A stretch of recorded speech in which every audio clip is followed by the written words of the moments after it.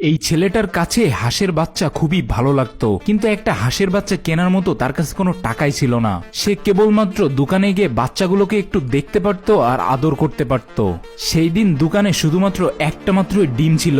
মালিকের কাছে এই ডিমটা অকার্য মনে হয়, যে মনে হয় এর থেকে বাচ্চা বের হবে না, যার কারণে এই ডিমটা মালিক ডাস্টবিনের ভিতরে ফেলে দেয়।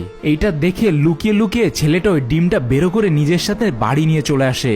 ছেলেটার ডিমটা যখন হাতে নিয়েছিল তখনও দেখে যে ডিমটা অনেকটা গরম আছে।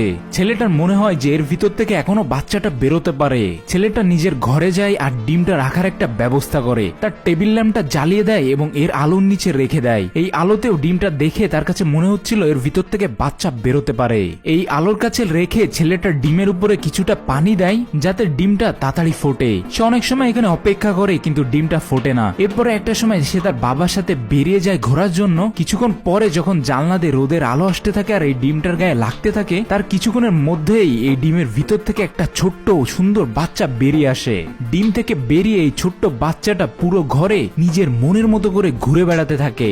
এমন ঘুরতে ঘুরতে হাঁসের বাচ্চাটা একটা সুইটারের ভিতরে ঢুকে যায় এবং সেখানে একটু বেশ গরম ছিল, যার কারণে সেখানে সে ঘুমিয়ে পড়ে। এরপর ছেলে এবং তার বাবা যখনই বাড়িতে ফেরে তখনই তার বাবা এখানকার কাপড় চোপড় উঠিয়ে নিয়ে আসে ওয়াশিং মেশিনে ধোয়ার জন্য।